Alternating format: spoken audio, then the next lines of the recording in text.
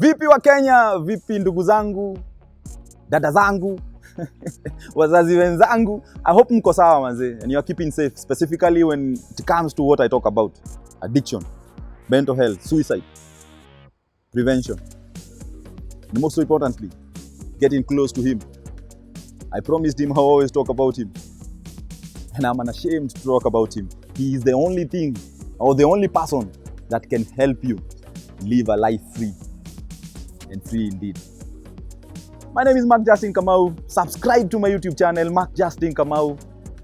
Facebook, Mark Justin Kamau. And my number 0712303860. So to answer Leo show, I promised you today we will going to talk about how can you get out of a gambling addiction. What are the steps?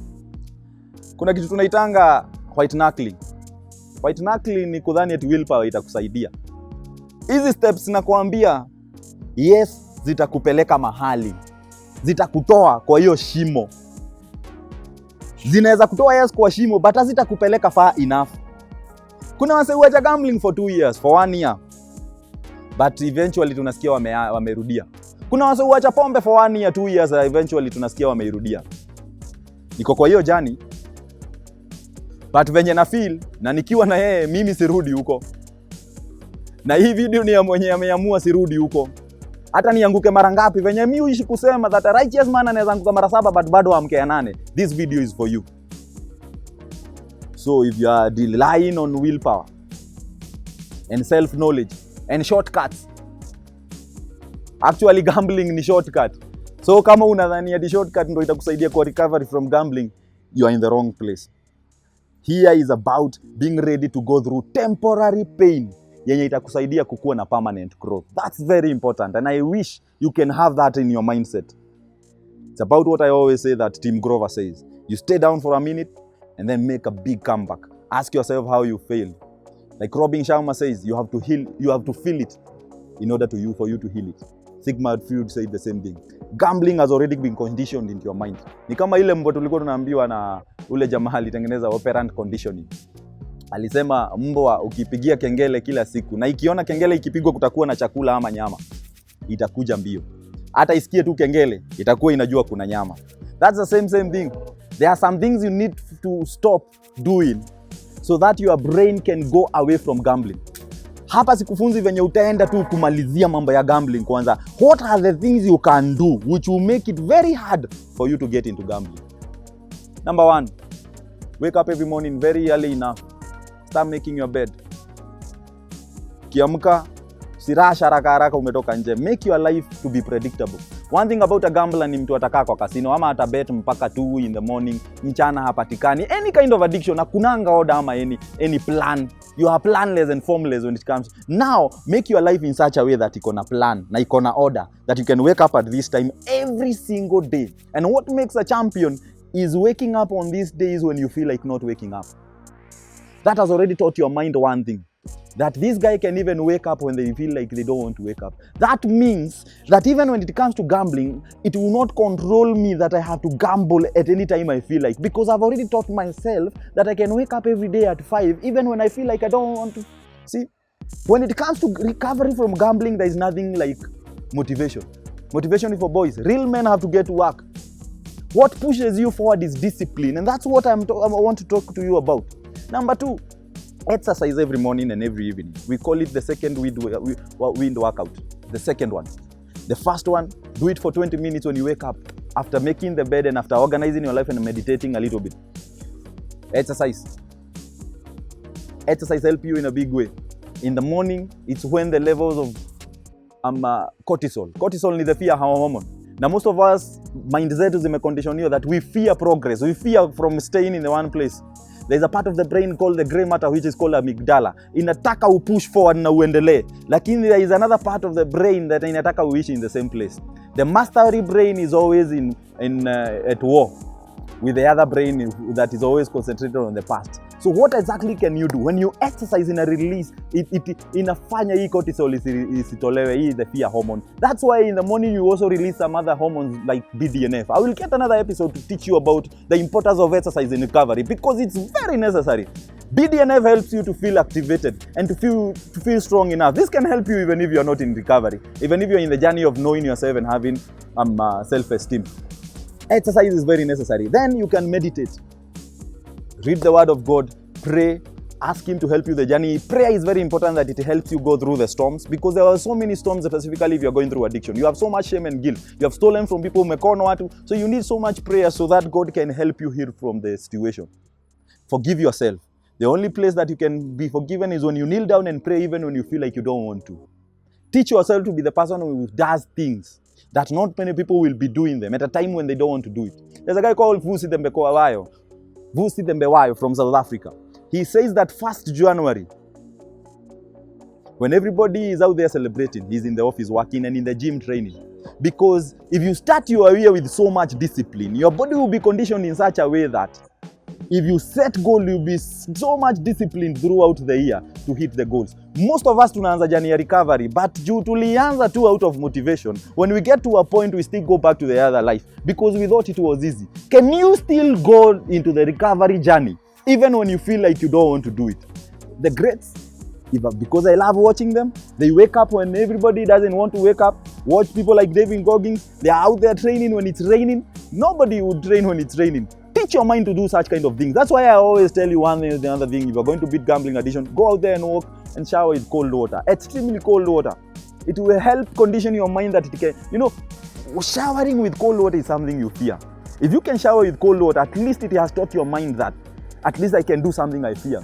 And maybe you have been fearing walking into a gambling recovery. So already it has taught you that at least I can win this war. Something else you need to do is you need to release all the people that you have not forgiven. I use the Sedona method every day. I write the people and the events that I am angry at from the past. And then I ask myself, do they deserve the anger I have towards me? It's like ukishikilia pen kwa mkono hivi. Hebu ishikilia uone. If you stay like this, umeishikilia kwa mkono. I wish I had a pen. Umeishikilia kabisa kwa mkono yako. Eventually mkono itakuwa paralyzed ama itakuwa immovable. That's the same thing. The more you hold on to anger, no maana utaishi kwa gambling addiction. And I told you one thing in the other episodes, that gambling addiction is something you are running away from some emotions in you. Your way of dealing with emotions is sitting there ukigamble. It's a way of running from something. Gambling actually is just 10%. 90% is these feelings that you are running away from.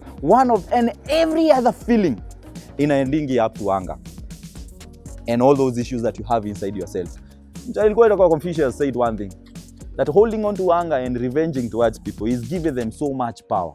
Mse akijua bado uko na anger na umpendi na nini, hata ona yenyewe na kucontrol sana. Why should you give people control over you? Nelson Mandela, after staying for 27 years in prison, 18 years of these years, he stayed in a place called Robben Island. Mpaka macho yake ikaharibika, kufanya kazi ngumu, kukojolewa na watu, mtoto wake kukufa, mama yake, baba yake mama yake alidedi, na kukubalishwa hata kuenda hiyo mazishi, and the elder brother. And he still forgave these people even by inviting them into his own inauguration. The greats forgive. The greats know that forgiveness is exhaling. They are exhaling something. It's working for you.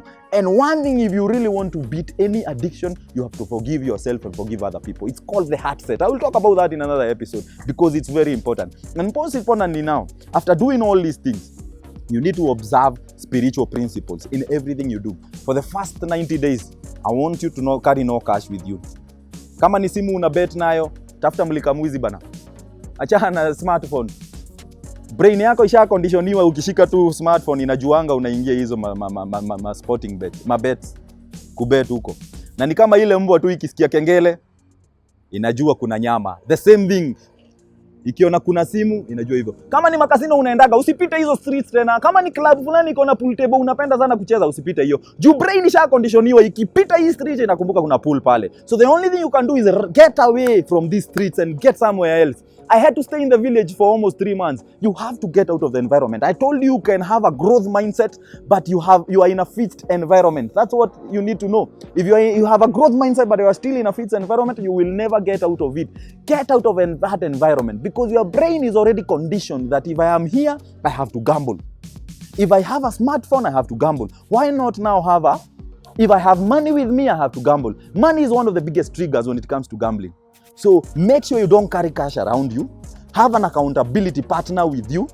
That can be your wife, your husband, your dad or your mom. Somebody you can trust with your money if you're at your workplace. It's good to even have some people who are tracking your progress. But all in all, These processes might not work if you don't include God. I promise you, if you want to win the war on recovery, on addiction, specifically of gambling, it's a spiritual journey. And the moment you include him, he'll walk with you on the journey. The importance of putting him in the journey is that he will help you through the storms. Jesus already, let us all be like Jesus. Anytime that he was facing something difficult or stormy, alikuwa anajificha anaenda Garden of Gethsemane anaomba, because through prayer, it might not necessarily mean that the storm will go, but you have so much strength to go through the storm. And that's the importance of prayer. And that's what I'm teaching you as a gambling addict. I want you to be so strong on the inside that no matter what is happening on the outside, you can never go back to gambling. Because that's the biggest problem. Most of us, our insides are not okay. We have so much anger issues. We have so much stress and depression from the past. We believe we are not good enough. The things I told you to do, the exercise, loving yourself, making the bed, they will build your self-esteem. We'll talk about self-concept another day. But when you build your self-esteem as a person, it will be so easy for you to walk out there confident. Because when you are in addiction, you have low self-esteem. Now, to build it to higher self-esteem, you have to do difficult things which many people are not doing. And that's what will win you when it comes to gambling recovery. Are you willing? Start it. But I want you to win this war on gambling a day at a time. Acha kushinda ukisema utai bet tena. Just take it a day at a time. Sema leo mimi si bet. Sometimes even an hour at a time or a minute at a time. Nikikosa kubet you 1 hour, clap for yourself. There is something which is called micro wins. The moment your brain inaona unaweza piga makofi, it becomes motivated to know that if I want that 1 hour, I want more. Ni kama msee anaishingi kupewa prize giving zawadi. Lazima work hard. Juu anajua the next time asha feel yani napenda hii kuwin. That's what motivates some of these people.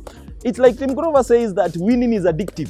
When you win once, you want to win again and again because your brain has been conditioned to understand how winning feels and tastes like. That's why it's always good to celebrate and even write a book about the things you celebrate about winning. Gratitude. Write a gratitude list every morning when you wake up. I'm grateful for. Like Mimi, I'm always grateful because niko na kiatu. Ama niko na shati because in the past I never had. These were luxuries. These are things I never had. So the moment you teach your brain that it can celebrate having some of these things, it will be motivated more to want to achieve even more.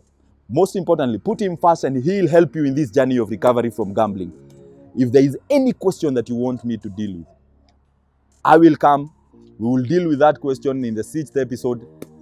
And most importantly, this is the 5th episode when it comes to this addiction series. We started with gambling. Now we'll come to the questions and answer, and I will answer you. And most importantly, I want somebody to get help and get out of addiction. And I know there is somebody already who has started this journey of recovery.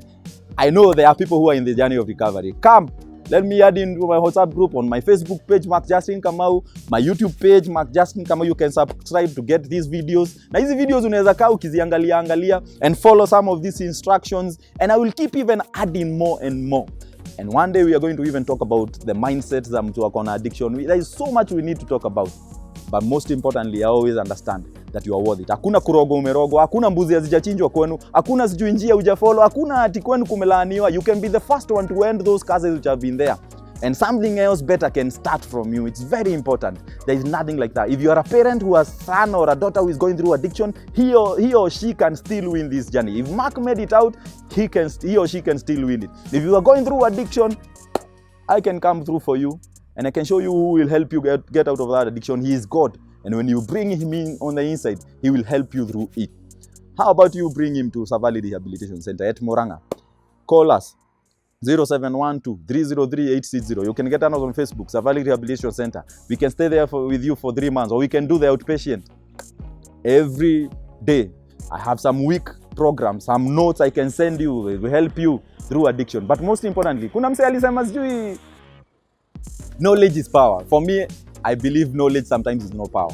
Knowledge is just potential power. Knowledge is only power if it is put into action. So all this zenye nimekufunza unaweza ijua. But until you put it into action, that's when it comes to power. So knowledge is the potential power. Just get to know that. Knowledge is potential power. And practice these things. Your mind inapenda hiyo practice. Do them every day. Hata ukianguka, endelea kuifanya. Eventually, hii journey yenye na recovery ita win over this one. But taki mwenye ana give up leo then anakufa roho. Vitu walikuwa ameweka anaona it's impossible to achieve them again. There is a difference between somebody who gets knocked down and ask themselves why I got knocked down, and then makes a comeback, and another person when you get knocked down and they stay there blaming other people, blaming situations, blaming the economy, blaming themselves, I don't know, blaming their parents, they will always remain down there. Always know that you are worth it. Real champions are not defined by their successes. They are defined by how many times they can get knocked down and still stand up.